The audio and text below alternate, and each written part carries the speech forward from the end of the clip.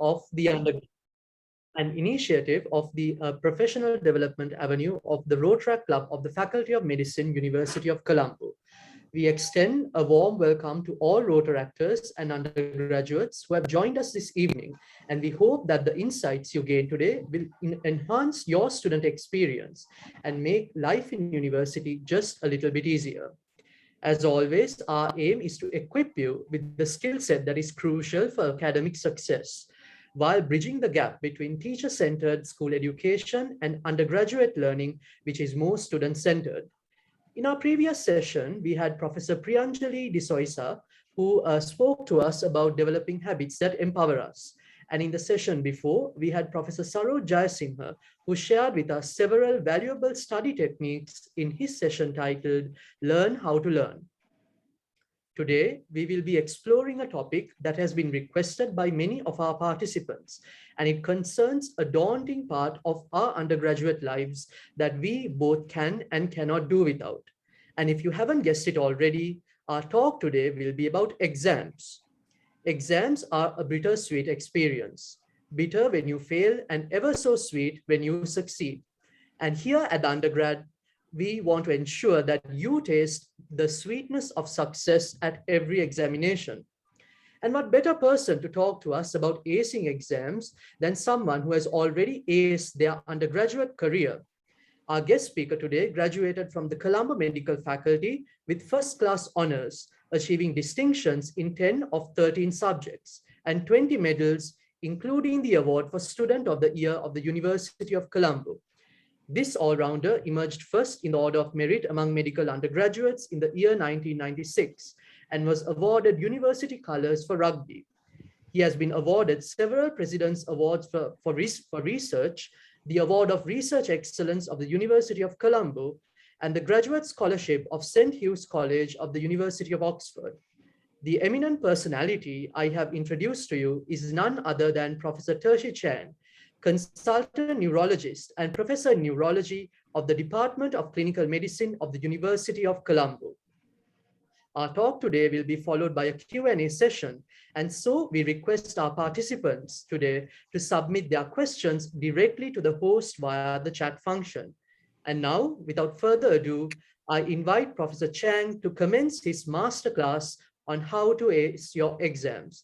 So over to you, sir. Thank you very much. Thank you for that generous introduction.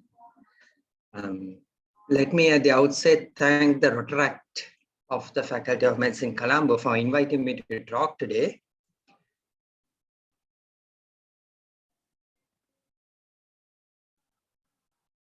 Right, the outline of my talk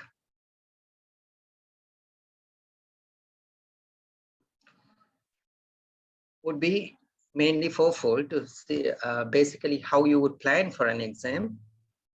How would you prepare for the exam? Now, when you say prepare, you cannot dissociate that with the effective study methods. So I will be touching on the study methods that would give you optimal results. And then the third segment of the lecture or the talk would be on how you practice certain exam strategies to optimize your outcome. And finally, the exam itself, how would you optimize your performance so that you score the highest grades that you deserve. Now, whilst doing all this, I will be giving you some important tips how to enhance long-term memory, tips how to approach different types of exams, and of course, the pitfalls that you need to avoid. Now, I'm going to give you insights as a student who went through the exams, and now from the other aspect of it as an examiner. So you get both sides of the coin. As a student and as an examiner, you'll get the insights as to the best method to approach an exam. Of course, my primary focus would be on the medical curriculum, that is what I am familiar with. However, I'm sure I would impart some generic skills that would be useful for any course of study within the undergraduate curriculum. Right, so let us start from the beginning. Why exams? Why do we need exams in the first place? It's a necessity. It is something that we cannot do without. because the exams are necessary for us to assess knowledge and competencies of the candidate, of the student, to ensure that the student has successfully completed the course. So that is a necessary part of any study course. There are no study courses without exams. Now, how can exams be useful to students, to the candidates who undergo, to the undergraduates? It is a self-evaluation, because when you face the exam and you have a result, then you can basically evaluate yourself and know whether you are achieving the status that you want, whether you are where you are expected to be at a level of knowledge and competence. But more importantly, exams tell us what to learn. So it directs learning. As this quote here, the exam instructs students what to learn. If you look at the exams, then you know exactly this is how much I need to learn, and this is what I need to learn. And also, you see, we all work towards deadlines, and when there's an exam, it's a drive for us to, you know, take a step back, prepare for the exam. So it drives people to learn, to reach that exam. So the exams are important. Exams are important to assess you, as well as exams are a good guide to students as to knowing what to learn. Now, why study? What are the objectives of study? Can I get some feedback on a chat? Perhaps can you just write in a few objectives? Why study? It would be nice to have some interaction as we go along.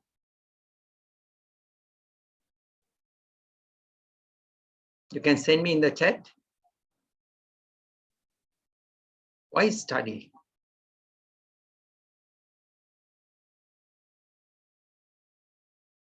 Are the students able to Yes, sir. The write in the chat? yes, it's enabled. So the participants can put their answers on chat.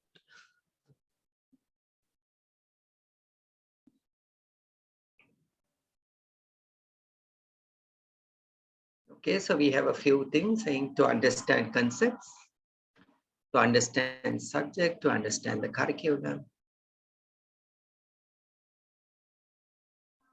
to memorize. Why study?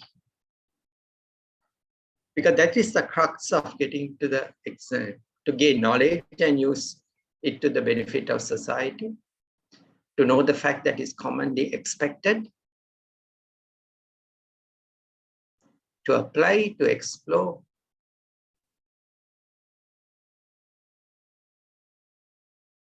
No one has really said the first thing, why people study. Why do you study in an undergraduate course or in any course? Ah, yes, finally, to pass exams, right? Any other objectives? So there are many others: to explore, to apply, to know the facts, to gain knowledge, to understand the subject. Okay, right. So now I commonly ask this question when students come for their professoriate. And the most common answer I get is to pass exams, because students in the final year are focused on the final exam, right? Okay. But is it good enough? I would say no, it is not good enough just to pass the exam. You must pass the exam to the best of your ability. That is the most important. Because anyone will pass the exam. Now, I'm talking to you like as an examiner now, not as a student, as an examiner. We make the exams at undergraduate level as easy as we can make it. So to fail the exam is not easy. You know, to fail an exam is not easy. If you're failing an exam, that means there is something really wrong, either in your study method or in your exam method. Okay. So at undergraduate level, it's a whole different story when it's postgraduate. But when it's undergraduate, we do our best to pass students. The default is to pass students. But students, keep fighting with us and they try to fail, but we try to pass. So as an examiner, yes, passing exams are not difficult.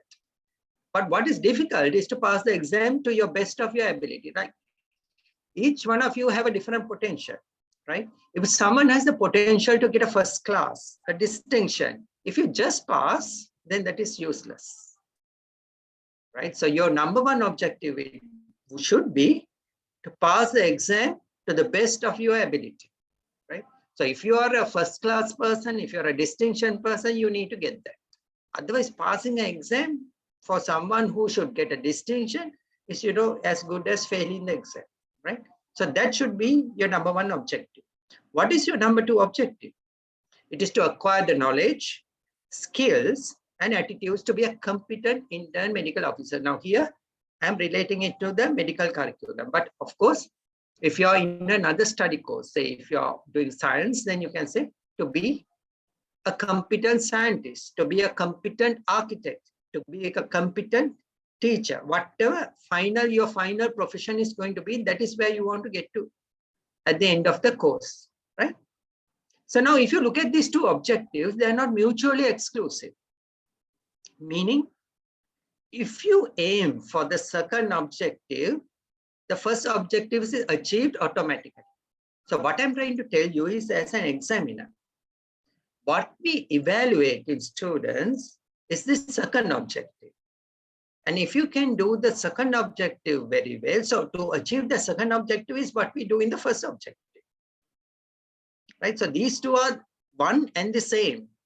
So if you aim to acquire knowledge, skills, and attitude to be a competent intern medical officer, then you automatically will pass the exam to the best of your abilities, because that is what we are testing. So our exams are all designed to test that. If it's designed to test that, then you have no problem. So you have to aim just for one objective. Okay. So with that in mind, let's look at the approach to exams. Now, there are many exams in our undergraduate curriculum, right? Now, when you plan for an exam, there is what I call a macro plan and a micro plan. Now, students, when they start the course, everybody is given a student handbook, but I doubt whether very many students even open the book or read the book. In that book, we give you the whole undergraduate curriculum. Now, that is important because you need to have a macro plan. Now, if you look at this cartoon here, where you want to get at the end of the course is here. The final product, the intern medical officer, the scientist, the architect, the entrepreneur. So what you want to get is the final end product. That is the bigger picture. That is the ultimate goal. Now, to get there, there are several hurdles. Now, if you look from the first hurdle, there are many exams. So you get over each of these obstacles to finally get where you want to be. So the micro plan is the steps within the macro plan. Now, what happens most often, students only focus on the exam immediately in front of them. They only see that exam. So when a student is entering the course, he looks at, he only is interested, he or she is interested only in the first exam. They are not bothered. So when you tell, there is, the final thing is you have to do clinicals. No, that is not for me now. I only have to do the papers and the OSCEs and the spots. That's all I need to do, right? That is fine, but that kind of defeats your approach to reaching where you want to be, because the most important exam after you doing your A-levels is the final exam, because it is the final exam that determines where you will be in your career. Now, in undergraduate career in medicine, it is the final exam that determines your merit list, determines where you are on that merit list. Similarly, if you are doing any other profession, it is the final exam that gives you a class and give you a job opportunity. So if you have the bigger picture in your mind, like I said, the two objectives is to pass the exam to the best of one's ability. But if you're passing to achieve the knowledge, skills, and attitude to be a competent end product, that is an intern medical officer, then this is where you want to be, which I have circled here. So with this bigger picture in mind, you're likely to, when you're approaching the smaller goals, the smaller hurdles, the small obstacles, you're likely to, with this insight, you're likely to be more successful at the small exam, because each one of these exams are designed to get you to the final product. So you may not see it at the initial thing. A very basic thing that we test there is always linked to the final product, because in our curriculum, but now again, I'm talking to you as an examiner, as an academic, we align our teaching. So although we are segregated artificially as the basic sciences and the clinical sciences, we actually work together, because we talk to each other and say, this is what we want you all to teach the students at basic sciences, or in the community stream, or in the behavioral sciences stream, because in the final year, this is what we want. And there is often a dialogue, a communication, to ensure that the final product is a culmination, a collection of all these knowledge and skills and attitudes that you gain. So each one of these little exams are important towards this final exam. So you need to have your sight on the main end product as you're approaching the smaller exams within the course. Now let's look at the medical curriculum and see your macro plan. And why is it important to know this? Now, if you look in here you have the years. So the course is 5 years. In the first year, the student enters the basic sciences and starts the community stream and the humanities, society and professional stream, previously known as the behavioral sciences stream. Then you have the applied sciences stream, the many modules, I think about 17 modules. And now with the A-level 2018 batch, we have introduced the clinical sciences stream modules. And the clinical rotation would start from the second year onwards, not in a big way, but gradually. By the fourth and in the fifth year, where you do the professorals, it's all clinicals, right? Clinical rotation. So you can see that all these things that you learned before, the basic sciences, applied sciences, community stream, humanities, society, professionalism, all these have to be integrated into the final clinical sciences stream. So the clinical sciences stream is the ultimate integration. So initially you're learning stuff. And if you look at the bottom here, I have memorization. Now some said you need to memorize content.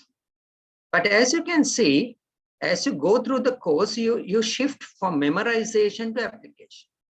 Now, this shift is so important. This is the most important thing in succeeding in exams, to appreciate that. I'm sure it is true for every discipline that you do, not only for medicine. And in medicine, it is extremely so. You need to shift, because as you enter the course, it's about, in basic sciences, in applied science, in all these streams, there is a huge content to memorize. There's a huge content of knowledge, a chunk of knowledge that you need to develop, acquire, retain, and retrieve. As you go along, you need to develop skills where you apply that knowledge. So there's a shift from memorization to application. And within each stream, that is also this memorization to application occurs within each stream. Even in the applied sciences stream, community stream, this happens. And that is why, unlike when we were undergraduates, where the clinicals came later in the course, here the clinicals are early in the course. By about the second year, you're introduced to clinicals. That is to get you to apply knowledge into the clinical courses, right? So now, why is it so important to know this? Because what we have seen over generations are students who have been very good at the advanced level, got A's, 3 A's, and have been very high Z scores. They do not do very well when it comes to the medical curriculum. And that is because they still retain their A-level techniques. Now, A-level technique is largely memorization, hardly any application. The only application you have in the bioscience is physics. Everything else is just memorization. So if you're memorizing, and that is the only, you think that is, the thing is, some students don't want to give up that strategy, because that has given them dividends, have given them success to get into university. So they think that is the right method. So if you use the strategy of memorization, whereas when we are testing, in the finals, we test application. So you have completely lost. So generation after generation, we have seen students who have been extremely good in the A-levels have not done so well when it comes to the medical, because they have failed to shift from a strategy that they have been using in A-levels to a strategy that you need for an applied science. Medicine is an applied science. It's about patients. It's not about writing an answer on a piece of paper. Okay, so we are dealing with humans. We are dealing with people. Right. So that is a very important concept that I want to convey to you today, is because when you're going through the course, you need to shift, because when you're doing basic sciences, the early stage of applied sciences, you need a quite amount of your memorization. And the A-levels is the one that tells us, all of you who come into the university have this capacity to memorize. But none of them, the A-levels do not tell us that you have the capacity to apply the knowledge. That is a skill. More than a knowledge, it's a skill. Application is a skill. And skills come only with practice. So that is why there is exposure to clinicals very early in the course. And it is the student who shifts from memorization to application, who masters the skill, does well in the exams. So that is the number one thing about getting high grades at exams, is to shift your strategy from memorization to application. So let me tell you how to do that as we go along. So with that basic concept, let's move. Before we move, there is also a pitfall. Now, there are multiple exams in every curriculum, and particularly so in the medicine curriculum. Now, you can, like I told you, the undergraduate curriculum, our default is to pass students. We push students, we pass students, we make exams lenient. Our default is to pass students. And it's very easy to pass. So if you want to pass an exam, say a module exam, there are students who just prepare for the exam a week before. There are students who prepare just 2 days before. What they do is last minute memorizing answers and questions. And because, often these module exams, you will have these similar questions appearing. And it is not unusual for a student to pass. But nonetheless, you will stumble at the macro level. Macro level, what I say by ESA is the end of stream assessment. Because the macro level, as I told you before, it is about application. So when you come to the main exam, you're going to stumble. Also, where you memorize just for a week or so, that doesn't go into the long-term memory. So it doesn't benefit you. If you're doing exams where you just cram the last minute, pass the exam, you have not understood or appreciated the goal of the whole course. Because the whole course is one course. Everything that you learn has to be finally applied at the finals. So it's a build-up. It's a spiral. We start small, we gradually spiral up because there is capacity level. So this is a pitfall that you need to understand. Here you will have multiple exams in each of these streams. And if you think, yeah, I'm just going to memorize that, close the book, forget about that, and then come to your finals, which is just 1 year. That 1 year actually encompasses everything that you did in the previous 4 years. So if you're forgotten everything there and you think I'm going to learn everything in the final year, you're not going to do well. So that is the first principle and a pitfall to avoid. Okay, this is best exemplified by this quote that I would like to share with you. Let me read it. To study the phenomenon of disease without books is to sail an uncharted sea. To study books without patience is not to go to sea at all. This is a quote by Sir William Osler, who is considered the father of modern medicine. He was the professor of medicine in Oxford in the 1800s. Now, what does that mean? Say, we want to go to Australia by boat. So what we do is, we jump into the sea with a boat, a good yacht, to go to Australia. But we have no maps. Do you think we'll get to Australia? We won't. We'll be lost at sea. Then we think, no, that is not the way. We need to study the maps. So we study the maps and we can tell anyone how to get to Australia, the best sea route. But we have never sailed in our life. So we take the maps and jump into a yacht. You think we will ever get to Australia? We won't, because we do not know how to sail. So that is like to study books without patience. It's not to go to sea at all. So this quote encompasses several meanings, just what I have told you so far. Knowledge is only useful if you know how to use it. And it is a skill. So unless you have practiced using that knowledge, you're not going to use that knowledge in an exam situation, which is a very stressful situation. So if you have practiced it again and again and again, where you applied the knowledge to a clinical situation, then you're going to do well in that situation. Right. So this little cartoon or picture basically shows you what it is. There is a bridge that you need to build between theory and practice.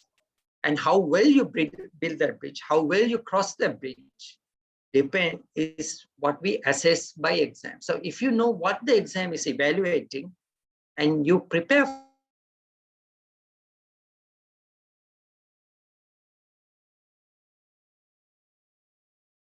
this, I told you, is the outline of my exam, of my lecture. So it's going to be plan, prepare, practice, and perform, right? So now I'm going to focus on the smaller exams. Now I've given you the bigger picture. Don't lose sight of the bigger picture. But each assessment, how are we going to plan, prepare, practice, and perform? I'm going to give you some tips that are going to help you with your exams. And at the end of this talk, once I go through these 4 components or segments, I'm going to give you an approach to each of the different types of exams. So let's look at planning.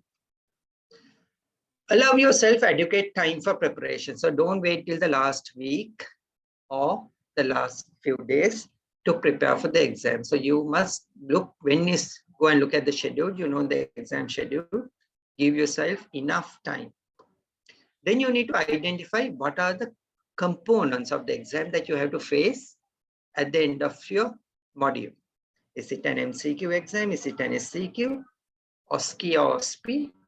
Is it a dissertation or report that you need to submit? Is it a bio-OC or are there clinicals? You then need to identify the requisite content for the above components. Say if you have MCQs, you are going to look at the past MCQ papers and SCQ papers. So you are going to collect all that, look at the areas that needs to be covered. Now, as an examiner, now I'm talking again with the examiner's hat. What we do is we blueprint. What do you mean by blueprint? If we have taught you something within that module, we try to make sure that everything is sampled into the final assessment, particularly core areas, so that when you have an MCQ paper, that it covers all the topics that have been taught to you. So that is a blueprint. And if it's not in the MCQ, it will be in the SCQ. If it's not in the MCQ, SCQ, it will be in the OSCE. So we make sure that some component of the exam will reflect what you have learned. Okay. So when you go through the past questions, you can see that. And when you see that, you know how much you need to prepare. You know the content that you need to prepare. So once you have your MCQs, SCQ papers collected, then you know the time duration you have. Say you have 4 weeks, then you divide the time. How much time am I going to do for the MCQ? So how many MCQ papers do I need to do? Say you have 4 weeks, you have 20 MCQ papers, right? So if you have 4 weeks and 20 MCQ papers, that means you need to do 5 MCQ papers per week. So that is how you plan your time. Of course, you have MCQs, SCQs, and OSCEs. You're not going to give equal time to each of those components. It all depends on the amount or the content that you need to do. Because SCQs, it may be 2 SCQs, whereas it may be 30 or 40 MCQs that you need to prepare. So which means you need to give more time for the MCQ than you would allocate for the SCQ, right? So it depends on the exam component. So first and foremost, identify the exam components, identify the content, look at the past questions, how much you need to read, how much theory you need to study for, and then plan your time. So you timetable your time. If you have 4 weeks, how much time you spend for MCQs, SCQs, and studying theory to achieve that. So that you have a very clear plan before the exam. The second segment is on preparation. Now, preparation you cannot dissociate or divorce from effective study methods. Effective study methods that will give you optimal results. So let's look at that. Now, this is the most important thing. Find your own style. You cannot copy someone else's style. There's no point in going to your batch and finding the person who's doing the exam best and asking him what is the way you study and try to replicate that. Of course, it's good to ask people who are successful, how do they study, and take what suits you. But each student is unique. Each one has a different way of studying. For example, look at the time. Some people are morning people, some people are night people. And it can change from time to time. When I started the medical curriculum as an undergraduate, I was a morning person. I used to wake up, 4 o'clock in the morning to study. As time went by, I realized I was more a night person. So I stopped waking up in the morning and started studying late into the night. So it depends what time. You cannot do what someone else is doing. It has to be your own style. Where do you study? Some people study in their room. Some people study in common areas. Some people study in libraries. So it all depends on what suits you. Then do you study alone or do you study in groups? Again, it depends what is most effective to you. But of course, there is one little tip. Now, for multiple choice question, it is not cost effective to study alone, because when you have to find answers to questions, if you have to do it alone, it takes a lot of time. Whereas if you have a group of students where you're looking for the answers, it's much quicker. So if you're doing exam questions, it's good to do it as a group. Then some people study by reciting. Some people study by teaching someone else. That's an excellent way of doing it, because if you can explain a concept to someone else, that means you have understood it. Some people are very visual. They need to have pictures. They need to have videos. They need to have diagrams. So the most important thing is, the most important thing in having an effective method is to find your own style. Someone else's style will not suit you. Very important. Spaced repetition. Now there is this tendency for us to, when we sit, we want to study 2-3 hours and finish that whole section. That really is not very effective. It's always good to take little breaks in between. Give your brain a little bit of a rest in between. Give your eyes a little bit of rest in between. Focus on a distant object so that your ocular muscle relax. And it is more effective to take little chunks in at a time rather than going at a stretch. Now, when you study, say you take a lesson and you want to study that, you want to complete that area. So you say in 2 hours, I will complete this. And then at the end of it, you feel happy. Yes, now I am wiser. I have learned so much. I know everything about this topic. But does that help you at an exam? It may not, because you may retain knowledge, but you may not retrieve it that is useful for an exam. So if you want to retrieve it to be useful for an exam, as you're studying, you need to self-test. That means when you study something, at the end of it, you either have to generate questions that you think may be asked at the exam, or more useful would be to get the past papers or the past questions, and immediately after the area of study, to look at those questions and see whether you can answer those questions. Because then it is not only retaining knowledge, you also learn how to retrieve what is useful for the exam. And that is a strategy, important exam strategy that you need to do when you're studying. So just study, yes, you need to study to understand concepts, to acquire knowledge, to retain knowledge. But at the same time, you also need to be able to retrieve that knowledge to apply it for the exam situation. So no better way than asking yourself questions, generating questions and answers, and also looking at the past questions and see whether now that you have acquired the knowledge, whether you can answer the questions. Now, sleeping at night is very, very important because it is in our sleep. And now I'm talking to you as a neuroscientist, because it is during our sleep that we form memories. So even if you are studied a lot, that memory is only going to be short-lived if you don't have adequate sleep. When I say adequate sleep, it depends on each individual. Some people need 8 hours sleep. Some people are good with 6 hours sleep. So again, it's your own style, your own way. So if it's 6 hours that you usually sleep, that's fine. But have that. So if someone is sleeping, is used to 6 hours sleep, and if you're sleeping 4 hours, then you're not going to form any memories. Okay, so whatever you study will be short-lived. So if you want it to be long-lasting, have adequate sleep. Now, how can you sleep? You can sleep only if you manage your time properly. So time management is the most crucial thing. I see students wasting time. Now, again, I'm talking as an academic because I remember when I go to the wards, I don't, sit and chat. There's a time and place for that. I spend a lot of time in the canteen. I spend a lot of time in the common room. That is to sit and chat. But when I'm in the wards, it's about, seeing patients.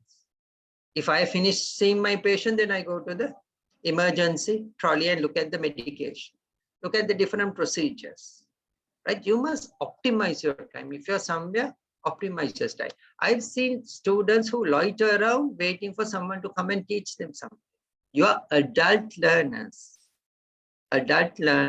So you should be capable of learning by yourself. You don't need someone to come and give you a lesson.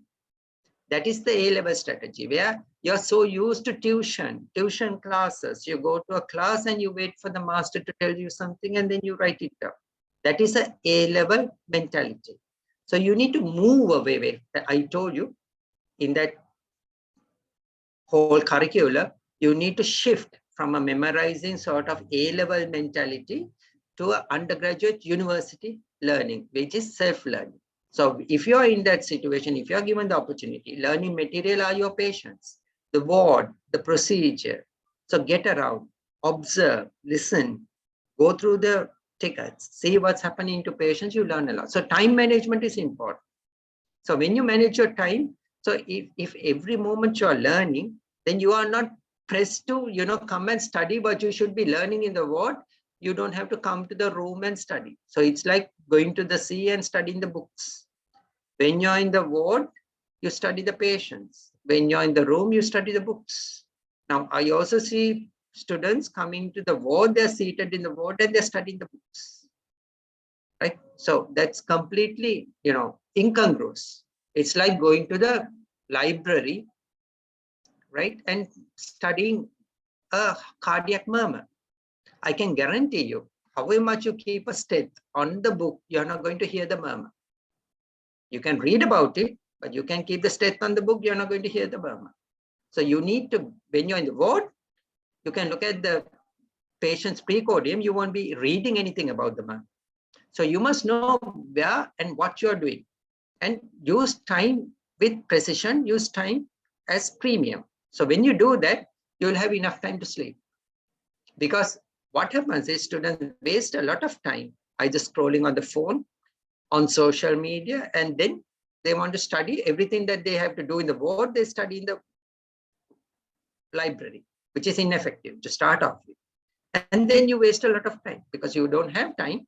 Then what happens is that you are unable to sleep because then you have to keep awake to do all the stuff you should have been doing during the day. So time management is crucial. Right.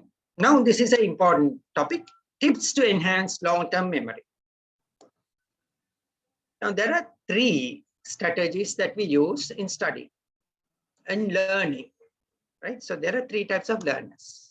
One is the superficial learner, next is the deep learner, and the third type is the strategic learner. Now, who is a superficial learner? Superficial learner is someone who memorizes list. So let me give you a medical example. Patient comes with a heart attack or acute coronary syndrome. So initially we learn that the medical treatment, the initial immediate treatment, you will give dual antiplatelet treatment. You give aspirin, you give clopidogrel, you give a statin, you give a blood pressure medication, and you give the heparin. So that we memorize that. So every student will know that. So if you ask the student, what do you treat? How do you treat acute coronary syndrome? They will just list it out. So that's the superficial learner. But if you ask the superficial learner, why do you give aspirin to a patient with acute coronary syndrome or a heart attack? He won't know. If you ask him what is the mechanism of aspirin in preventing or treating acute coronary syndrome, he won't know. Because he has only memorized that. Not gone beneath the surface. Whereas the deep learner, he will learn this, he will memorize this, but then ask why. Why do you give clopidogrel? How does clopidogrel act? How does clopidogrel improve the survival of a patient who has a heart attack or acute coronary syndrome? Why do we give statins? Why do we give a large dose of statins? And how does statin act to reduce the mortality and improve the survival of a patient who has a heart attack or acute coronary syndrome? So that's the deep learning. Now, when you go into deep learning, you can go, there is no limit to it. You can go even to the structure of the aspirin molecule and try to figure out how many carbon atoms it has and how many nitrogen atoms it has. But that knowledge is useless because no one will ask you that. So that is where you get the strategic learner. Who is the strategic learner? Strategic learner is a deep learner who knows what that person needs to know at that level. Meaning, what do you need to know as an undergraduate? That is a strategic learner. So the strategic learner knows, I need to do deep learning, but this is all I need to know as an undergraduate. Beyond this is useless knowledge or postgraduate knowledge that will never be tested from me.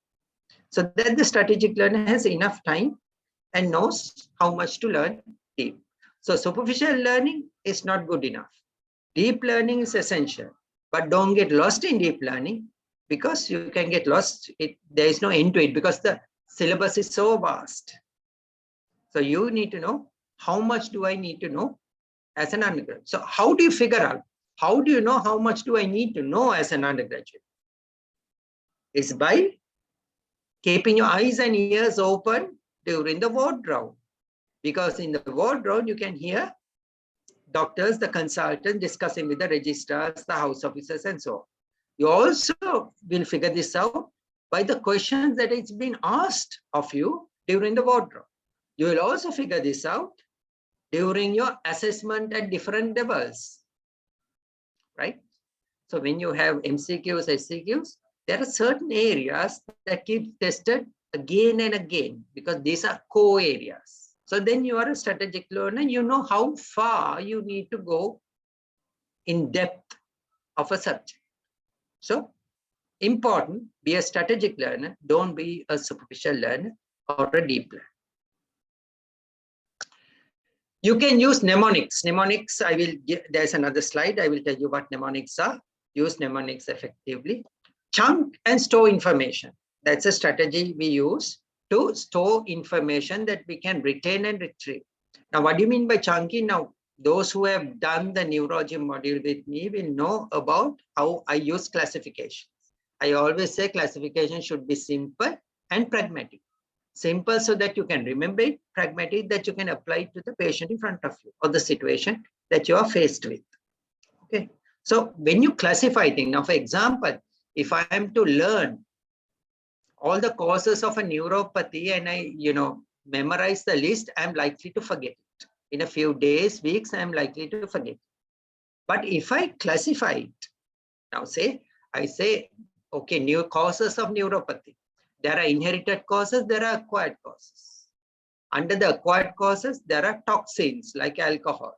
There are endocrine causes. One classification, endocrine causes like diabetes mellitus. There are metabolic causes like uremia. There are inflammatory causes like rheumatoid arthritis. There are autoimmune causes like SLE. There are infectious causes like leprosy.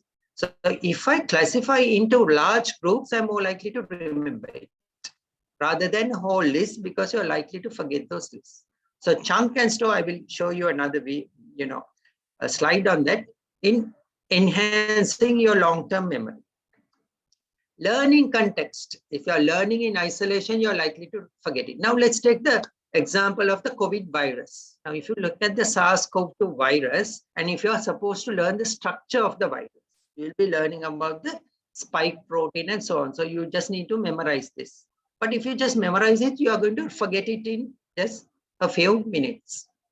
Not few minutes, in a few days, sorry, in a few days. But if you learn it in context, now if you think, okay, the spike protein is what the COVID virus used to go and bind the ACE2 receptor, the angiotensin converting enzyme to receptor. And the spike protein is what we use in vaccines to mRNA vaccines to develop antibodies against the spike protein. So it prevents the spike protein from binding the ACE2 receptor that will cause the disease, because it's through the receptor that the virus gets into the cell. So if you learn it in context, then you know the importance of learning that structure. But if you just memorize the structure, you're bound to forget it. Now, this is an important thing. Make your own notes or diagrams. Now, in this day and age, it's a bit difficult because people now are all digital. So what most students do is that they copy and paste, or they download. And when you do that, or you borrow someone else's notes, that really doesn't work. What research has shown is that when you write down something with your hand, you're more likely to retain that, because you need to understand, then you put it into an action of writing. So it's going through your gray cells, your circuits, that will retain that information. Whereas if you just look at, downloaded articles or someone else's notes, it's not going to retain that long. So I would advise that if you're downloading someone else's note, on that you write down your own notes, right? If you're writing your own notes, that's well and good. That's fantastic. That is what we did. We used a pen and paper and wrote everything down. But this day and age, everybody's using tabs and you're using, technology. If you're doing that, make sure that you make your notes on top of whatever notes you're using, so that you retain more, rather than just trying to read someone else's note. And it is not your words, because if you're reading something and you're writing a note, you're writing it in your own words. Memorizing someone else's words doesn't work. You can't remember that. You can remember your own words. So write your own words, draw your own diagrams. That way you will remember longer and better. Then highlight text intelligently. So if you're using a note and you're highlighting it, highlight only the areas that you think are core, things that have been tested in exams and things that you do not know. So do not highlight the whole book.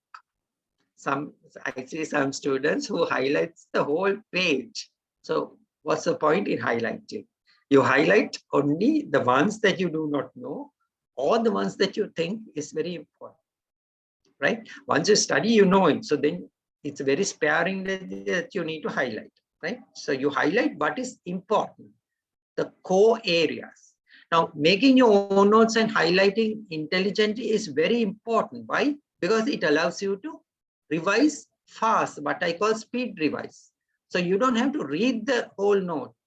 When you open the lesson, that area you should be able to basically bring out, go through everything very fast by just going through the highlighted text or your little notes. So I, of course, made short notes, what we call short notes. From a big note, I made a little prompt area so that I could recite the answer when I generate a question on that topic.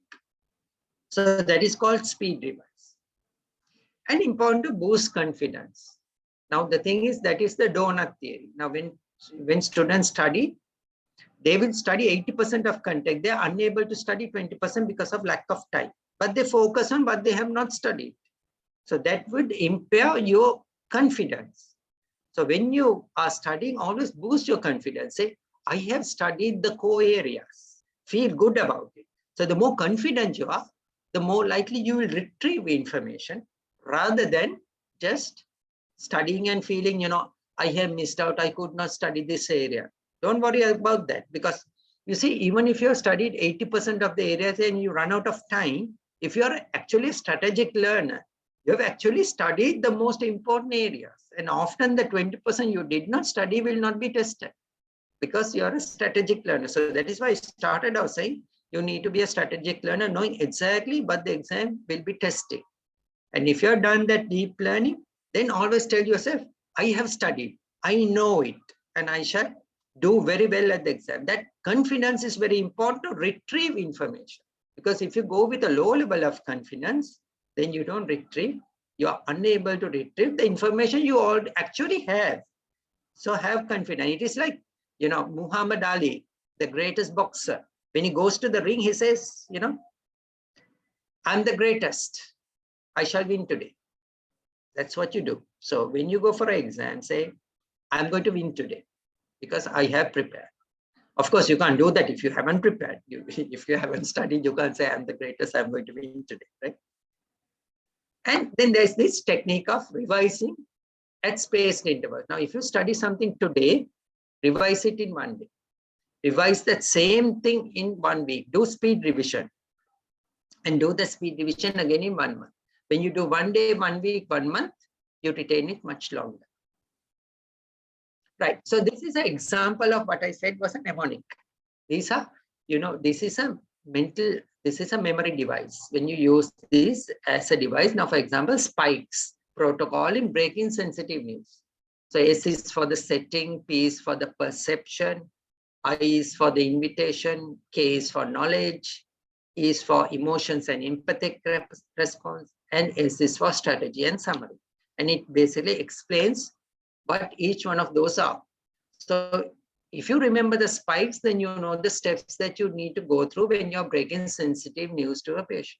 So that is a mnemonic. Spikes is a mnemonic. So it's a mental device that we use to help us to retain and retrieve information. So there are different types of mnemonics people use, right? Okay, about chunking, there's a little video which will run for about 2 to 3 minutes. 081127882 is a hard number to remember. If you chunk the number into 081127882, it's easier. Cutting large bits of information into smaller pieces helps us to understand. If we put small pieces back together, we can see the big picture, and that helps us to remember. The process is called chunking. This is how it works. Our short-term memory is fast but tiny. According to learning expert Dr. Oakley, it can hold only 4 chunks of information at once.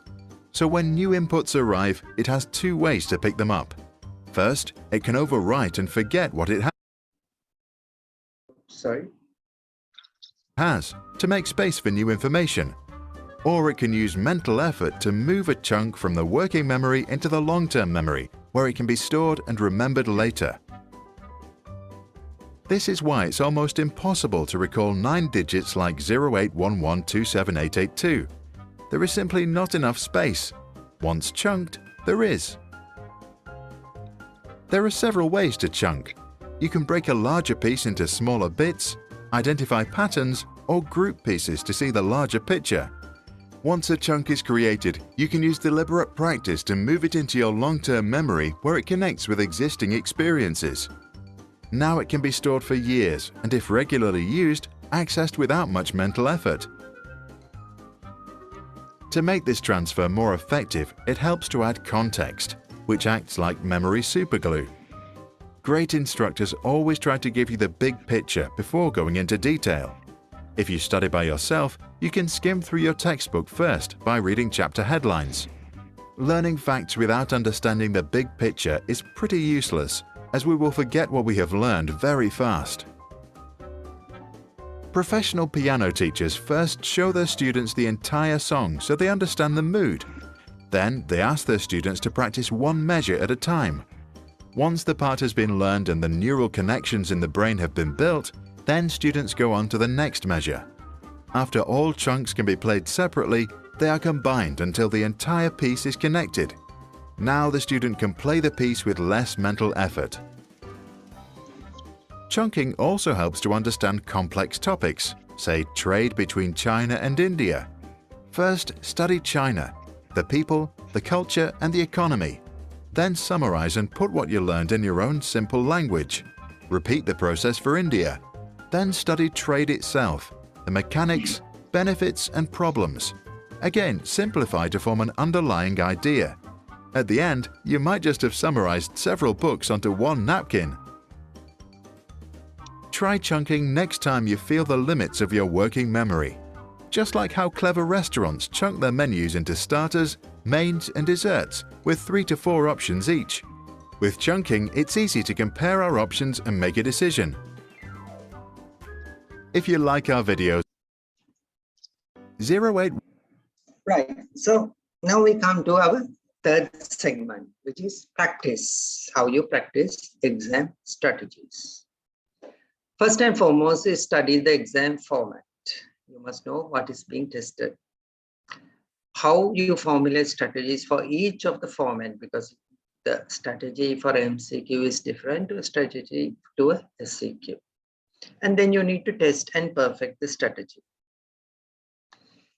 You need to practice tests under simulated exam conditions. Sometimes you look at the SCQ and say, I know the answer for this, I'm fine. But in reality, when you have to do it under the situation, it's not easy.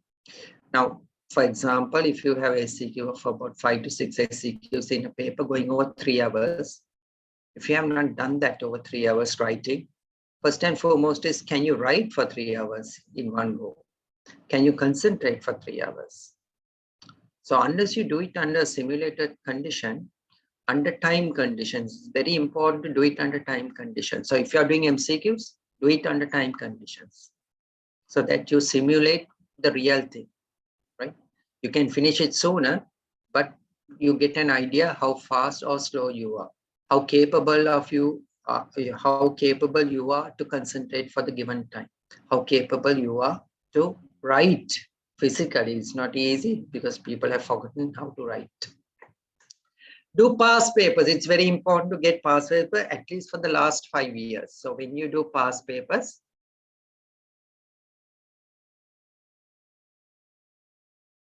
right?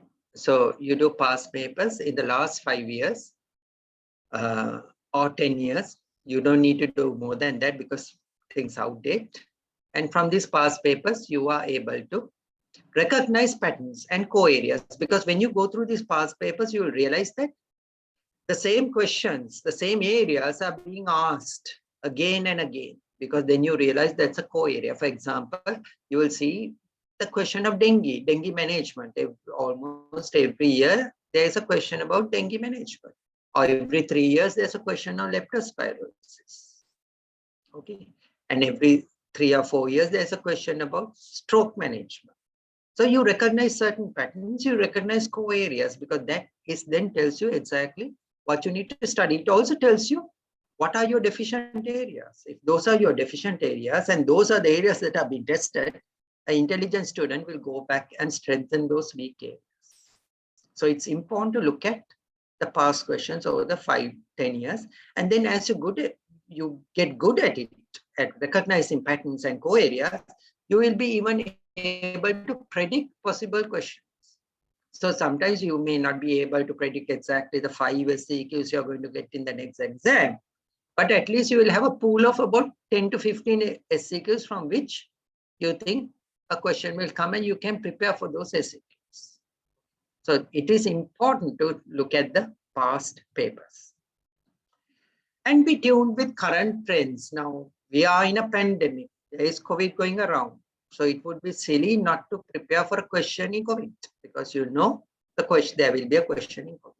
There is a endemic or epidemic of dengue fever occurring. So if you don't prepare for dengue, then you wonder, are they not going to ask us this time? Because those are the current trends. So you have to have your eyes and ears open and see what's going on in the health sector. Right, finally, we come to the last segment, which is what will bring on the best performance in you. Performance is based on preparation. That's what I've been telling you all this time. Now, if someone, who has done well, excelled at exams, told you, well, I got such good results without actually studying. That is a lie, because that is never the truth. I can tell you I studied really hard to get whatever I got, right? So input equals output. It's only a liar who will tell you that I did not work for my performance. So you have to work hard, right? So it's input that equals output. But of course, that input has to be strategic. So that is what I went through in this previous slides, telling you what are the best strategies in getting the optimum, maximum of what you put in.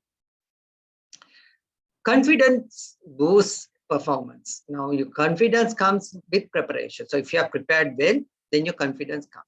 Like I told you before, even if you are prepared 80%, if you are a strategic learner, you must build your confidence. Keep telling yourself, I'm good. I have done very well. So if you keep boosting your confidence, then your ability to retain knowledge is very much better. Have adequate sleep at night. The worst thing you could ever do is to not sleep the day before the exam. That defeats everything that you have done in the last so many years. In your undergraduate curriculum, you spent years and years studying, and the day before the exam, you are stressed and thinking, I must cover this area, and you hardly sleep. I guarantee you, you are going to perform poorly, right? Because sleep before the day, rest before the day is so important. Don't ever not sleep the day before, right? Avoid being rushed. Very important. Get to the exam venue with time. Because if you're rushed, your adrenaline is pumping and your performance is all going to be interrupted because you're going to be so stressed in getting to the exam hall in time. And then once you get there, you're panting and you're tired and you're anxious and you're really going to perform poorly. So get to the exam hall in time. Don't feel rushed. Now, I often see students on the day of the exam, they are there at the exam hall still studying. They open their notes, they open their books, they open their tabs. And to me, that is a student who has not prepared. A student who has studied does not need to come in the morning, sit there and read the book. I have never done that because when I came to the exam, I had already done what I had to do. I had not done 100% all the time. Like I said, sometimes it's just 80%. But, I'm happy, I'm confident. I know I'm going to do this exam the best I can. Coming to the exam hall and reading a book or reading the notes or your phone or your tab just shows that you haven't prepared. You haven't planned it, you haven't prepared, you are now struggling and stressed in the last minute. Relax before the exam. That is the most important thing. Right. So I have covered the 4 segments that I intended to do: plan, then prepare, practice, and perform. Let me end with some assessment specific approaches. So I'm just going to go through each assessment type and some tips for you to face these exams with success. So let's look at the MCQs. There are 2 types of MCQs, the true false type and the single best answer MCQ. Now, when you get a true false type MCQ, you will go on the first round and mark what you definitely know. So that's easy. Either you know or you don't know. If you know it, you just mark it. Then you leave out the ones that you're not sure. Then you go on a second round where you have to work out the answer. So with a little bit of memory prodding, you retrieve the information you already have and you can work out the answers on the second round. Then the third round is where you are shortlisted certain answers. So you have, kind of excluded certain. So from 5, true or false, you have, this is more likely to be true. And then you make an educated guess if you're feeling confident. That is the third round. So basically, I don't think you should ever go beyond third round. But the question is, how many rounds should you go? 1, 2, or 3? So students ask, how many MCQs should be marked? Now, why are these questions? Because in the true false type, you get negative marks. So if you get a wrong answer, you get a negative mark. But for you, you're fortunate, it doesn't carry forward. So the negative marks is confined to that MCQ alone. When we were students, the marks carried over. So if you had -5 in one question, the next question, if you have +5, you get 0, right? But now it is only confined to that MCQ only. But nonetheless, you get negative marks. So you must know the ones you have to be quite confident to get it correct. So the question is, how many do I mark? That depends on where you are in the universe. So you must know from previous exams, previous performance, whether you are in the top 10 or in the middle 10 or in the below 10. So depending on that, you will determine how many you will mark, whether you will do only one round, whether you will do 2 rounds, or whether you will be bold enough to go for the 3rd round, right? So that depends on your previous performance. Are you good at guessing? Because the guessing has to be educated guesses. You can't do tactic, that's useless. Right. Then the single best answer response questions. There is usually a clinical scenario or vignette, and then you have a leading question. Thereafter, you have the 5 options to select from. You select one answer. So you have the clinical scenario, you have the leading question. What is the diagnosis? Then you have the 5 options. Right? You should do what is called the cover test, meaning you cover the options with your hand. You only read the question and the scenario and the question. And with that scenario and question, usually you should know the answer. So when you open the options, the answer will be staring at you. Okay. Now in single best answers, there are no negatives. So please attempt all, do not let it go. SCQs, when you say SCQ, structured means there is a specific answer. So don't think that writing something I know and everything I know that I will get answers. Actually, it's the contrary. When you write things, you're wasting time. And if you're using up important and crucial time for your exam, writing things that you will score nothing, no marks for, because structured questions have structured answers and you will get marks only for those answers. It's very important to organize the answer. So be focused. First, spend time trying to figure out what the question is exactly asking. Be very focused, organize your answer, but be adequately elaborate. Don't assume that the examiner knows what you have in your mind. So be very clear. There should be a flow to your answer, right? Please pay attention to spellings, grammar, handwriting, and clarity, because these things are important. It reflects your personality. It reflects how well you have prepared. After all, it's a 5-year course. You have spent 5 years. The course is in English. And in that 5 years, if you cannot, spell, especially technical terms, it's not difficult to look at a book, look at the Google internet, if you are not sure of a word, and to copy that word down. If you can't do that after 5 years, that only reflects poor preparation. So you are not going to get good marks for that. Even if your answers are correct, you are not going to get full marks for SCQs with poor spellings, grammar, and handwriting, especially technical terms if you're not spelling it properly. Answer the easy questions first. When you get a SCQ paper, select the questions that you know. What you mean by easy are the questions you know. What is easy for one student may not be easy for another student, but it is just that what your level of knowledge is and what you know, you answer that first. Marks allocated to each component will give you a guide to how much time you want to spend on each component, because say the question, you have 30 minutes for a SCQ. And if one answer you are getting 10 marks, the other answer is getting 20 marks, obviously you have to spend more time with the one with 20 marks. And that tells you the extent of the answer that is expected. Then there's no wisdom in exceeding the time. Now, if you have 30 minutes for one question and say you have answered 80% of that question, you have already got 80% of the marks. There is a last segment where that gives you 20 marks. Right? You know the answer very well to that question, but there's no point if you have exceeded 30 minutes, no point spending time on that 20 mark component. It's better to move to the next question, which you do not know much about, but there are 100 marks for the taking. So even if you do not know much about it, if you write a half-baked question, you still get 50 marks there, rather than the 20 marks you know very well, and you spend half an hour trying to write that 20 mark component. So if you have finished your time for that SCQ, if you have finished the 30 minutes, get on to the next SCQ. There's no wisdom in spending more time, even though you know the answer very well. Right, then we have the OSCE and the OSPE. OSCE is objective structured clinical examination. OSPE is objective structured practical examination. Now you must know what is being tested in OSCE or OSPE. What is being tested is the skill of practical application.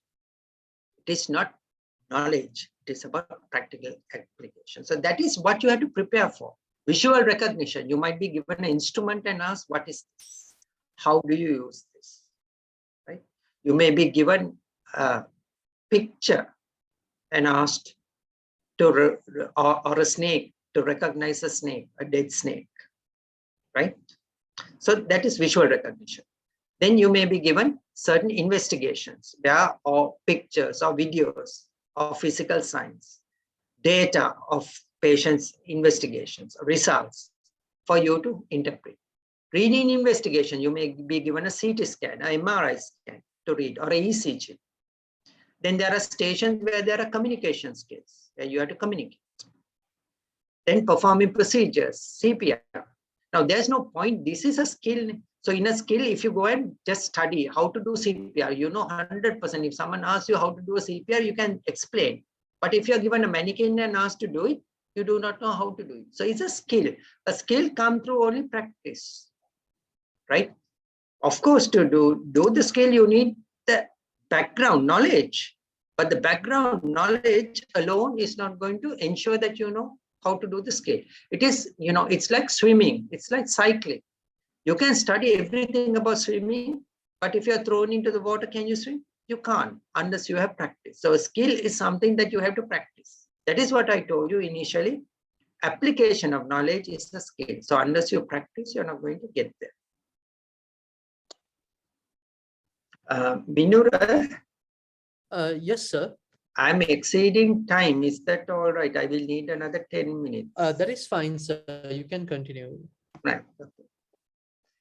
Right. Then there is, now we talked about MCQs, we talked about SCQs, we talked about OSCEs and OSPEs. Then there are dissertation and reports. Now these are pre-specified. So whatever the stream is doing, it will tell you this is how the dissertation should be organized. So there's a specified structure that you need to do it. And you must know what do they examine there, what do they expect of you. One is creativity and originality. The other one is a logical thought process that is demonstrated in the report or in the dissertation. And that what you have done is impactful, that it's made an impact on whatever, whether it's a research, whether it's a family attachment program, whether it's impactful. Avoid plagiarism and replication. What do you mean by plagiarism? It is usually, sometimes it's done inadvertently, where you copy and paste, because you see, this has been written so very well, I can't write it better than this, so you copy and paste. But that means you're stealing someone else's idea. So to avoid that, you either have to write it in your own words, or you have to cite the source. So if you are taking something, you have to say, this is from this reference, right? So avoid plagiarism, because that is like stealing someone else's work. Replication is now, like I said, a dissertation, a report, some project is looking for originality. So if someone has done, some study and you want to do the same study, knowledge, attitude, and practices of stigmata of epilepsy. If that has been done before and you again want to do the same thing, that lacks originality or creativity, and that is not what is being looked for. So do not replicate. So know exactly what the dissertation or report is expecting from you. That way you perform well. And remember, dissertation reports are just like a question paper. At the end of the paper, the supervisor will say, stop work now, hand in your answers. And similarly with dissertation reports, there is a deadline. 4 p.m. on this particular day, you need to hand it. You can't say, I'm sorry, I haven't finished this. You are not going to do that with the exam paper. So dissertation and reports are no different. And be thorough with the content. Whatever content you write down in that report, you need to be thorough. So that is why if it's your own words, if it's not plagiarized, then you're thorough with the content. And if you have done it yourself and not got someone else to do it for you. Of course, This will be tested with a viva at the end of the dissertation or the report. So now when you go to the viva, you must know what is in the report. So you must be thorough with it. And the second thing is, obviously, to be very well prepared, you must generate the possible questions. If they ask me, what was the method you used? What are the pros and cons of it? What were your inclusion, exclusion criteria? What was the statistical method you used and why? So you are generating questions and answers, so you will be well prepared for the viva. Then there is the viva voice. Vivas always there is greater emphasis on application than theory recited. You must always understand the question being asked. Do not go with a pre-planned answer. Because often at vivas we see this. Now we ask the student, there is a patient admitted to the ward with breathlessness. Tell us how you would manage. And the student starts off saying, I would admit this patient. And we have already told the student we have admitted this patient. So the thing is, the student is not listening to the information that is being given. So understand what the question is being asked. Then there's, now when you say this patient is speaking to you, came walking in, is well, then the student say, I would assess airway breathing circulation. Because that the student has pre-prepared an answer. That is not good enough. That is not practical application. So that is what I say, you need to practice this. Understand the question being asked. Apply knowledge to the situation being presented. So do not come with the pre-prepared answer, but be able to answer the question that is being asked of you. And you can do that only if you have anticipated. So you need to generate questions, possible questions at a viva and practice for that. Finally, we come to the clinicals. There are two types of clinical short cases and clinical long cases. Now in the clinical short cases, we test only three things: the examination, physical examination technique. Second, eliciting signs, and thirdly, interpreting the signs. Those are the three components of a short case. Now there are certain, areas that are essential. Now, for example, eliciting signs. If you miss a crucial sign, for example, a patient coming with a third nerve palsy, and you do not mention the size of the pupil, then you have missed a sign, right? Patient coming with a liver enlargement, you don't detect the liver, you have missed the sign. So you get penalized for that.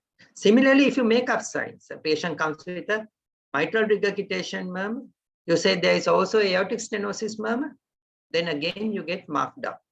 So it's very important to have your skills good enough to pick up these signs. So here you can say it's purely skills. And skills, I told you, do not come by studying a book. It is by practicing. Now for the A and B, you have only 5 minutes. So, time flashes right in front of you, very fast. And for C, just interpreting signs, you have only 2.5 minutes. So the short case is only 7.5 minutes. And you have 4 such short cases. So the only secret to that is practice, practice, practice. Don't sit in a ward, I see students sitting around and having a chat, or reading a book, or studying a book, or writing a note. When you're in the ward, there is a patient, you need to practice your clinical skills of eliciting signs. You do that every day. You don't need to practice separately for the exam because you're already skilled to do that. If you do it so many times, it's natural. When you come to the long case, there are 4 components that we look at. Gathering information, that's the history and examination, then interpreting the information to derive a differential diagnosis. Thirdly, planning the plan of management, investigations and treatment and follow-up. And final component is demonstration of knowledge in these 3 components on pathophysiology, interpretation tests, pharmacological basis of treatment, right? So this is basically what we expect you to do every day in the ward by taking a history and examination, formulating a differential diagnosis, and writing a management plan. So if you do this day in, day out, every day, the exam is no different to what you're doing every day. So that way you're skilled, right?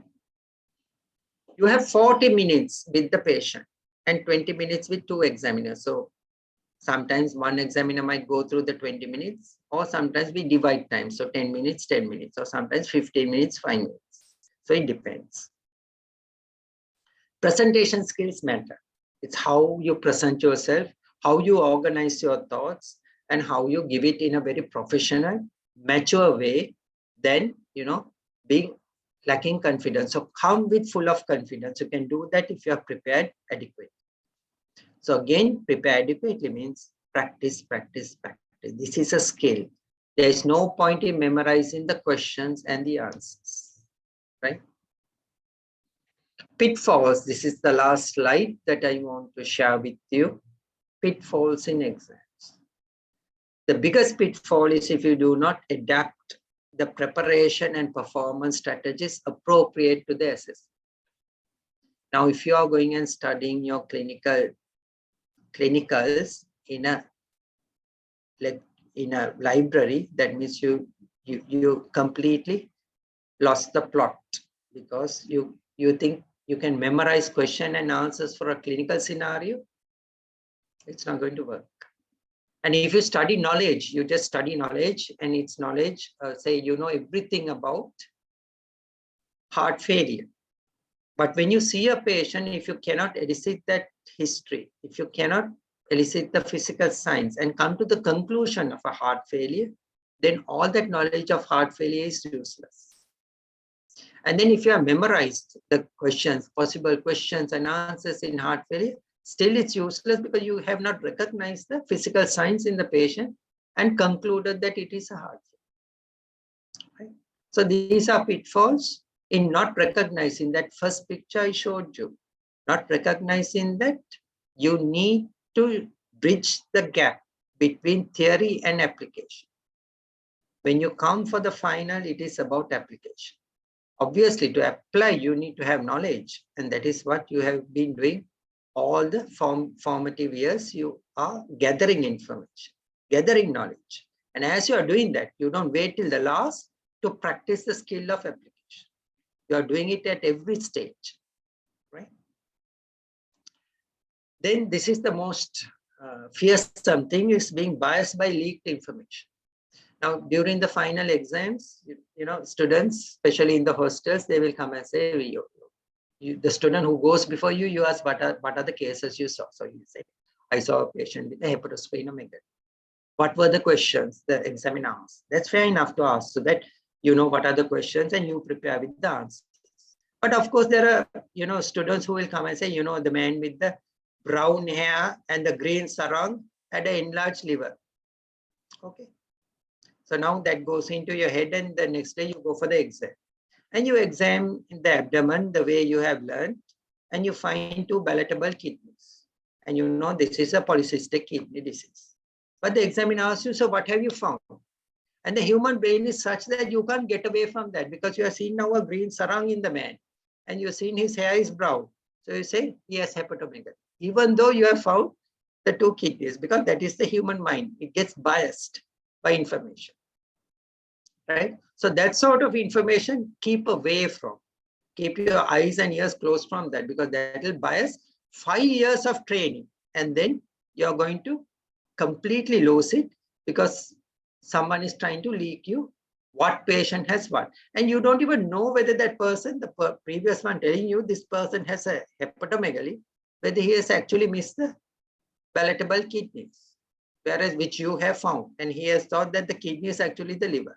Because at the exam, no one tells you what the correct answer is. So no one knows what the case is. Okay. So these are pitfalls that you need to avoid. So that's the end of the lecture talk on preparing for exams. So of course, you can't dissociate that from study methods. So that is why I have given you effective study methods that will be useful for your exam. So in summary, I have a little 5-minute video that I would like to share with you that have many of these things that I have already told you in a cartoon. Our brain can potentially memorize 2.5 petabytes of information, which is roughly the equivalent of 3 million hours of YouTube videos.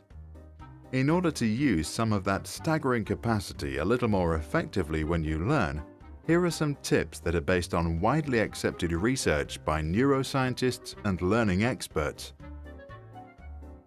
Spaced repetition. To maximize your learning, study short but often. Neuroscientists proved that synapses, the million billion connectors in your brain that make you remember and understand stuff, grow mainly at night when you were asleep. This means that it is more productive to study regularly with sleeping breaks in between. Try it. Practice something for 15 minutes every day and you'll be surprised by your progress within just weeks. Find your own style. While listening to the history teacher, Tom scribbles images and Jane finishes 1 kilo of nuts.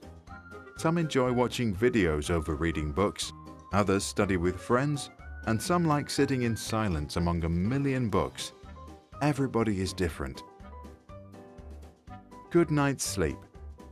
Sleep and dreams are vital to processing and storing new information. A Harvard study showed that students who had a good night's sleep remembered their study materials 35% better than those who studied in the morning to take a test in the evening. Focus.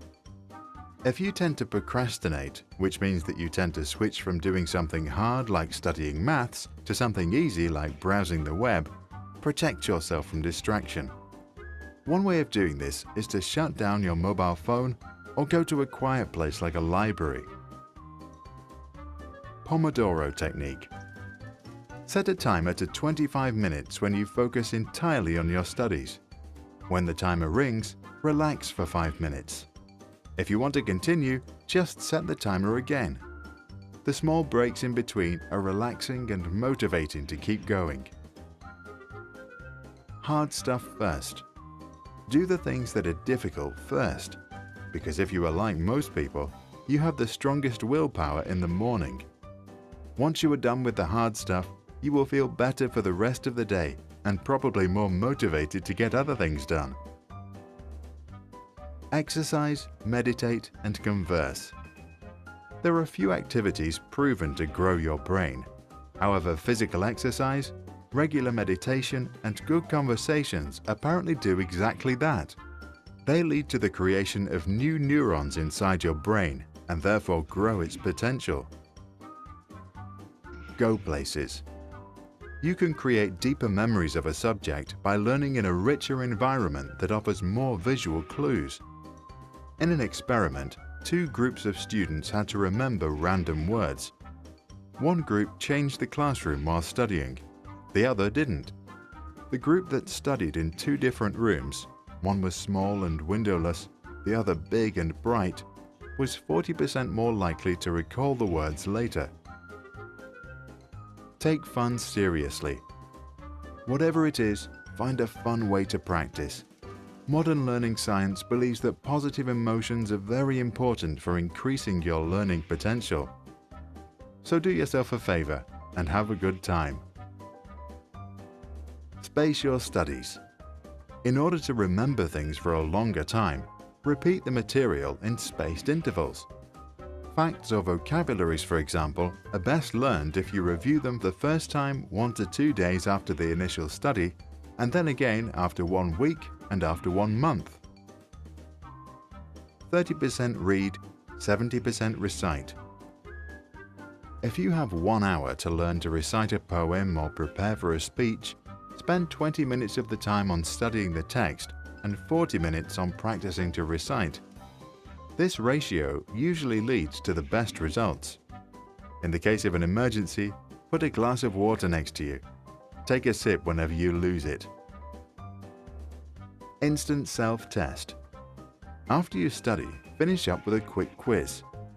Immediate recall in the form of a test or a short summary on what you've just learned can increase retention by as much as 30%. Because it's much harder for your brain to reflect than to read, that extra effort creates deeper traces in your memory. Don't force it. Motivation is like hunger. You cannot force yourself to be motivated, just like you can't tell someone else to be hungry. So if you are not hungry right now, don't worry. Take a break and do something else.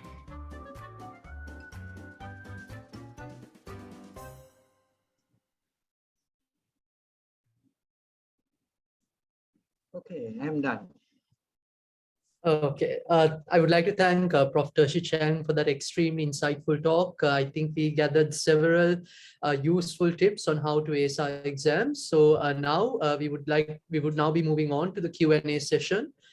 So as mentioned previously, we request our participants to send in their questions via the chat function. So you may direct your questions to everyone, or you can direct it to the hosts directly. And we would also like to remind the participants that the recording of today's session will be available on the official YouTube channel of the Rotaract Club as well. And we would also like to remind you all to complete the Google form, which is actually a quiz on what was taught today.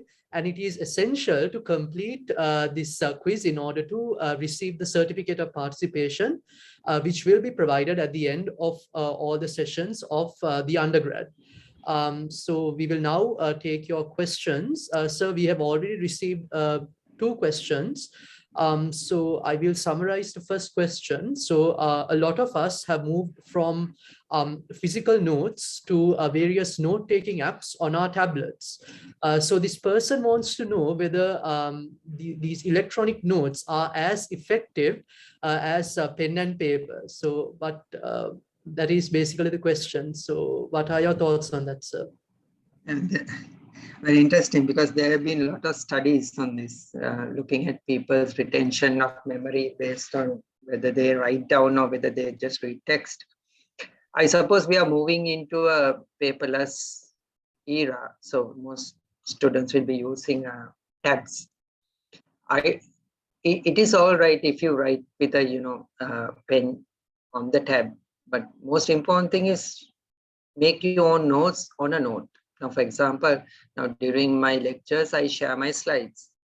So on that slide, you can always write your notes down, because my notes are my notes, right? The lecture slides, but your notes are your own notes. And students would remember their own notes. And when you're writing down notes, often you have to take in information, synthesize that, and then write that down on the whatever, whether it's the tab or the piece of paper. So it doesn't matter whether you write it on a piece of paper with a pen and paper, or whether you use a tab pen and write it on the tab, it doesn't matter. But make sure that you make whatever note that you take, whether it's you download an article from a source from a journal, make notes on that, highlight it, make notes on that, make it yours. So when you make notes, don't just make notes, make it with understanding. You understand and you write it down. So that way you are likely to retain it better. So it doesn't matter whether you use a pen or whether you use a tab. It doesn't matter, as long as you are active. It's called active learning rather than passive learning. You're actively learning something. So you're taking in information, synthesizing, and then putting it down. So that way you'll retain it better. Thank you, sir. We have another question. The question reads, sir, can you tell us any tips on how to handle exam stress on the day before the exam? Yeah, again, it's very unique to each individual. So how do you, the most important thing in reducing exam stress is actually planning it out. So I see, that's what I told you. When I come in the morning towards the exam hall, I see all these students studying last minute. That really tells me that these students are not prepared. Or these are the last minute crammers. The first pitfall I told you, cramming the day before, cramming a week before to get through an exam, which means they've lost sight of the bigger picture. So the first thing is, don't leave it for the last moment. You finish it well in advance. Then to relax, certain people use different methods to relax and reduce stress. Some people going to places of religious worship actually will calm you down, because those surroundings are very tranquil and serene. So when you go into, now I go to a temple before the exam. I spend my evening in the temple. I feel very calm and very serene. So the next day morning when I wake up for the exam, so I'm good to go. I'm not stressed, because it's a confidence boost also, because you have finished your study. You say finish because it will never finish. Because every time you study one chunk, you think you have forgotten the rest. But in reality, you have not forgotten it. Just that it becomes a bit more dull. But if you have revised it, you know it. It's there somewhere in your brain, right? But you need to boost your confidence and tell yourself you have actually done it. So it is there and it will come out when you need. So the day before, if different people do different things. Some people, may listen to music to feel calm. Some people might go to a religious place. That's what I do. I go to a temple. I feel quite, relaxed and tranquil with that surrounding, because that surrounding is infectious. And I feel confident. So I think that is the way to reduce stress before the exam. Thank you, sir. It appears that we have another question. So I will just read the question. So on most days, we tend to sleep for only 4.5 or 5 hours because of a lot of work. Is it a must to sleep for at least 6 hours, even though even though with the work, it is only possible to sleep for 4.5 hours. So that is the question. There are two aspects there. One is, if it's work that is preventing you from sleeping, that means you're not managing your time well, right? So if you manage your time well, you should be able to find time to sleep. Secondly, it's like I showed you, and also in that animation that you saw, which I reproduced here, is because I endorse that, is because your memories are formed during sleep, because we are deluding ourselves, because we study into the night. We don't sleep, we sleep 4 hours and then we study and we think we have studied, but that memory doesn't store adequately. Memories are formed during your sleep. And I personally would think 6 hours sleep is essential, right? Some people need more. I remember one of my batchmates, he just couldn't sleep less than 8 hours. He said, whatever happens, I sleep 8 hours. And that was true, because we were in the hostel and he slept 8 hours before the final exam or any exam. And he managed his time and he did the exam very well. So, I mean, basically, I sleep at 6 hours. For me, 6 hours is adequate. But it's on each individual, because some students will require more hours, that is, they are used to that. Some will sleep 6 hours. But I think a minimum of 6 hours is a must, because you are fooling yourself if you think, I need to work more and I have worked more, because you're not making optimum use of that. So 6 hours, I think, is almost, I think it's essential that you sleep. And if you manage your time well, you should be able to sleep that 6 hours. Okay, thank you, sir. So we have a few more questions. So we will take just 2 more questions, because we have already exceeded our time today. And before we go on to the questions again, we would like to remind all the participants to complete the quiz, which is available in the form of a Google form. The link is available on the chat box. And it is essential to complete this quiz in order to be eligible for the certificate of participation. So, sir, our next question is yes, sir, can you tell us a few tips on how to stay concentrated and stick to the study routine with all of the distractions and workload? So if you could highlight just a few techniques, although I think we've already covered that in the session as well, but maybe we could just, yes, go through. Yeah, distractions meaning, you mean the social media? The participant hasn't specified, sir, but I assume that is what they are referring to, yes. Yeah, social media, fortunately, when we were students, there was no social media, so we were fortunate that way. But even now, we do a lot of work now. At the moment, we still, live that life, so that I still sleep only 6 hours or less sleep, usually after 12, maybe 1 o'clock, and then wake up at 6. So that's the amount of work we do. But, social media, you need to be disciplined. What I personally do is I don't switch on my internet until, late in the night. Once I finish my work, that's when I switch on my internet. In between, I may switch on the internet for some essential thing to look at an email, which is official work. But I shall not spend time. I'm not a Facebook person, so I don't waste time on Facebook. I think it's a total waste of time. And even other social media, you have to be disciplined. So you have to make, because we are all adults, right? Although we call you students, you all are not students, you all are adults. This is adult education. So you have to have the willpower. There are apps to see whether you're addicted to social media. So if you go on to one of those apps and then you find that you're addicted, in that case, of course, you need professional help. But if you're not addicted, then you need to be disciplined. Discipline meaning is that you switch on your internet only after you have finished your work for the day. And that also for a limited time during the day. Because otherwise, whilst you're studying, every moment your phone or your device goes bleep bleep or teet teet, then you are tempted to look at it. But if your internet is switched off on your phone, your mobile data is switched off, your Wi-Fi is switched on, it's not going to make any noises or distract you. So I think that is the way forward, because what you need to know is, you see, different eras in our life have different objectives. When we were in school, there were, one set of objectives. When we are in university, you're here, there for 3, in medical curriculum, 5 years, other curricula is shorter.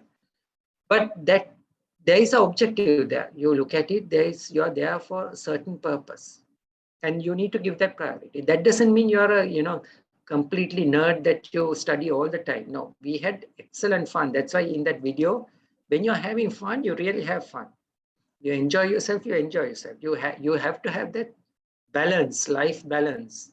If you don't have that balance, then it doesn't have. So exercising, recreation, hobbies, you must do parallel. But always your priority is to do your best at this undergraduate course that you have selected to do. So that is your priority. So don't get your priorities mixed up, but you enjoy life as you go along. You have fun. Now all the things that we look at our undergraduate course, we remember all the fun times we had, because there were a lot of fun times. But at the same time, when we worked hard. When we had fun hard. So that's how you do it. So I think social distractions are something that you need to limit, be disciplined, and discipline yourself. But of course, there are students who are addicted. Not only students, there are many people who are addicted to devices and social media. There are apps to look at whether you are addicted. If you're addicted, then you need to get professional help. Thank you, sir. So we will now take the last question for today.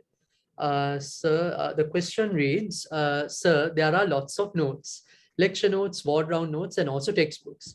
Sir, could you please give us a few tips on how we could effectively make our own notes?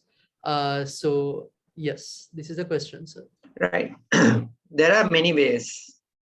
One thing is, as you go along in the ward, when you see, you obviously need to identify the core areas. Once you identify certain core areas, then you organize every note you can make a short note, right? There's no point in replicating notes, no point writing down, copying what is in a text, right? So, but you must have little prompts. So what we call a short note. So you have a prompt. For example, if you take dengue fever. So in dengue fever, you will first find out about the microbiology, the presentation, not the microbiology, the epidemiology, the presentation, how would you investigate, and you conclude a diagnosis, right? Then what is the treatment? And then the treatment protocols, because this is something you need to know. You need to know in extent the fluid management that you learn from the ward, right? And you write a little prompt. This is what you do for the fluid management. So these are short notes. And what are the complications and how you manage the complication. So similarly, parallel to that, you will write a patient presenting with fever. Where does dengue fever come into the differential diagnosis? When would you consider dengue fever as a differential diagnosis? So each one will have the unique method of making these notes. That is one way. Some students, what they do is, so that is making a short. Some students, what they do is they use already prepared note. So say take the lecture notes. And on the lecture notes, you write the important points. Points that you learn from other sources. For example, if you have read another textbook, say you have the lecture note, you have read the Kumankla, you find something very important there. You understand that and you write it there. What I do is I use different colored pen, or I write I know the source. So I know if I write in a red pen, that is coming from the Kumankla.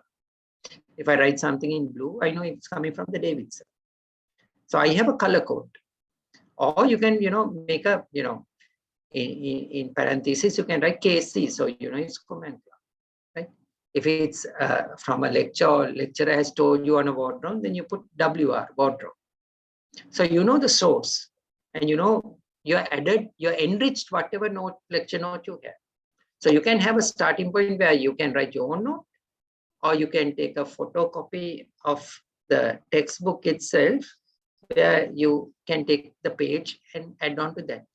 Because it's not practical to carry a textbook around, and there is a lot of redundant material there. What you have to know is what you need. So my advice is get a good lecture note, and to that lecture note you add something. Now, for example, I have given a study guide in neurology and neurosurgery, which we give during the neurology module. Now that can be used as to add on your own notes, your own words. Similarly, in the medicine clinical professorial, we give a book, a student workbook and portfolio. It's already printed, it's already there, there's information there, and you add your information to that. And into that, you can add, sheets of A4 if you want. And this similar technique you can do on a tab, on a software, or on your computer if you want to do that. That would be much more easier to just write in things. I hope that clarifies. But each one has their own individual style of doing things. Thank you, sir. So that brings us to the end of today's masterclass on how to ace your exams. Once again, I would like to thank Prof. Tershi Chang for the extremely insightful session. It has been very valuable to us as undergraduates. And we would again like to remind our participants regarding the quiz. So we hope that you have all filled it. And we would like to thank you all for joining us this evening for this session. And we hope that you will join for our fourth and final session on time management, which will be the last session which we will be featuring under the undergrad. So once again, thank you all for joining us, and thank you, Prof. Chang, for being here today. And till then, yes, and thank you, sir. So we hope that you will all continue to study smart and have a pleasant evening. Good night and stay safe. Good night.